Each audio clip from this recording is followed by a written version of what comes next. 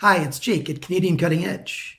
Today, we're going to look at the much anticipated, at least by me, Ganzo G712. Look at that knife.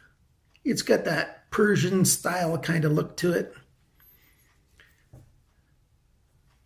with the access lock, if I can get my hand on it just right. Come on down to the bench top and we'll take a good close look at this thing. All right, this knife is a nice knife. I like it. I like it a lot. This is not your EDC type of knife where you carry it around so that you can do the everyday tasks that you want to do. This is the kind of knife that you play with.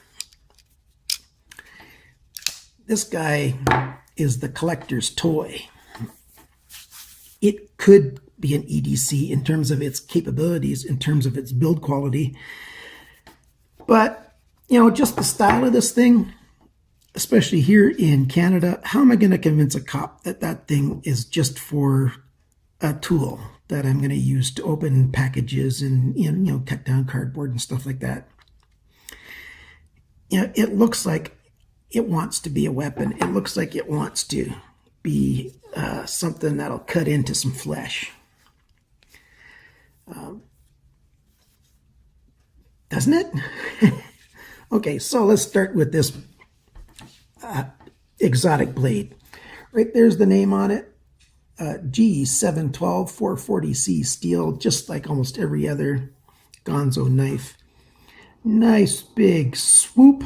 That's certainly not a drop point. It starts dropping and then it just picks up energy and takes off like a rocket towards the tip.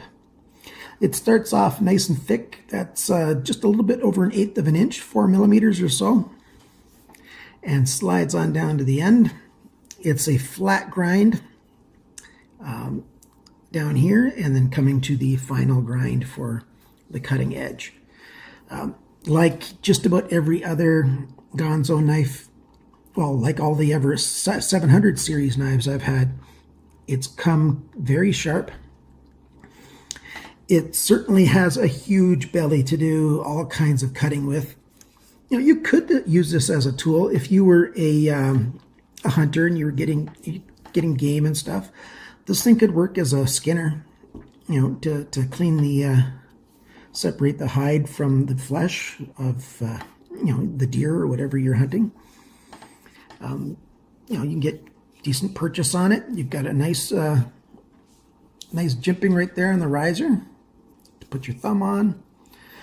You can hold it this way if you want to for really close purchase, because if you're pulling down on this, you really don't have to worry about that edge. And you can go ahead and do some really close-up work and the rest of the work like this. The thumb studs are very nice. They've got the Torx end on there, so it's very easy to, if you wanted to remove them to clean. You know, if you did use this as a skinner, you're going to want to clean the blood out of there, a few times a season. Because, blood will seep in just about everywhere. But, that blade has got that,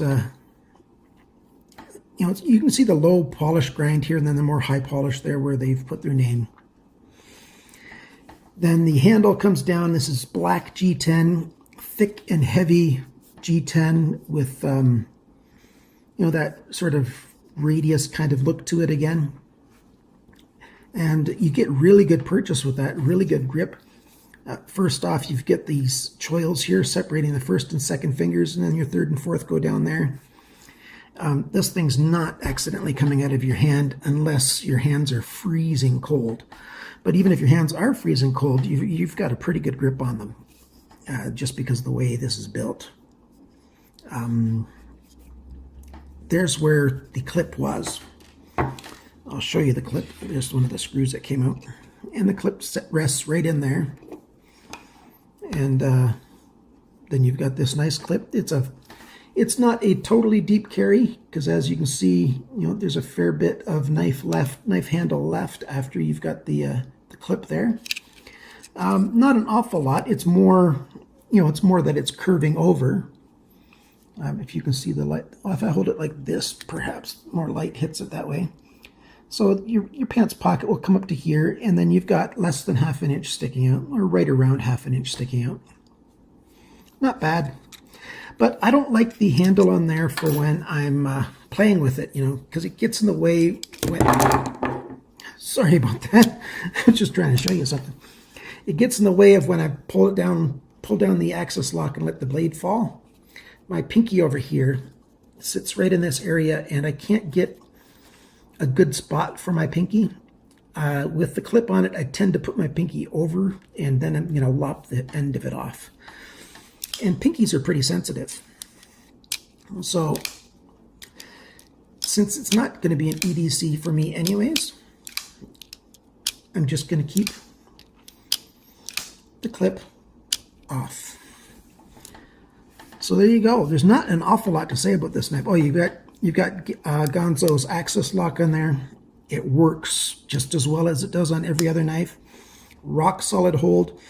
No play left or right, up and down. It just holds nice and tight. All the screws are Torx. No proprietary stuff to get in your way. It only comes in black. To me, this thing's more of a toy, but still, it's got that really serious look. So I'd like to see it still in some colors, but maybe a really rich brown. Maybe some wooden scales would be really nice. A nice dark ebony wooden scale. Or maybe even a cream color. Not too much, well, darker than this table, but, a creamy kind of color. Something like the color of a paper bag. That kind of thing. Any of those dark browns and light browns, and maybe even a nice gray. Look, there's a lot of grays that are really, really sharp that this thing would look really good in. So I've been talking with Ganzo. They've been looking at my videos, and they chose to send me this knife to review. They said I could say anything I want about it. I have no ties to giving a good review, and I can do whatever I want. I'm just giving you that disclaimer because I like being open and totally transparent.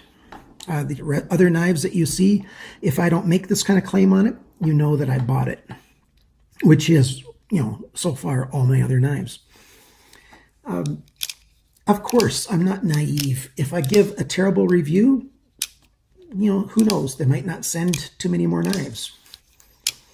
But that's not the point. The point is, I've bought all my knives so far. I can keep on buying all my knives. I've got no reason to get Ganzo to give me $15 knives. Yes, that's how much this thing costs at GearBest right now. Oh, $15.99 at GearBest. I'm recording this in June 2016. Although, even though you might look at this video and it might still be June, the price might have changed. The prices are very volatile. But, if you get this thing at full price, you're looking at $20, $22, something like that. And it's worth every single penny. I like the pillars for the open pillar construction. They've got a nice look to them. They're not just flat pillars. They've got nice 3D design on them. The stop pin is huge. A lot of the earlier Ganzo knives had stop pins that I thought were a little questionable. None of them have failed on me, but they look a little bit small. I really like seeing this extra large stop pin. This thing's got 2 brass washers in it. Sorry, I take that back. I can only see 1 brass washer. The other side I can't see well enough to say for sure. And I haven't taken this knife apart yet. I didn't have to adjust the pivot in any way. And I really, really like this knife. What do you think of it? I'd really like to hear your comments on this knife. What kind of colors would you like it to be in? Would you like them to make an even larger version of this knife? Since I got at least a little bit of their ear, I'd like to give that kind of feedback to them. You know, would you buy it if it was a 5-inch blade and was 35 bucks? They haven't told me anything, and they haven't said they're making any more or bigger of these. I'll just give them the suggestion if that's what you guys want to hear, want them to hear. So there you go. The G712. Always remember to cut towards your chum and not your thumb. Bye now.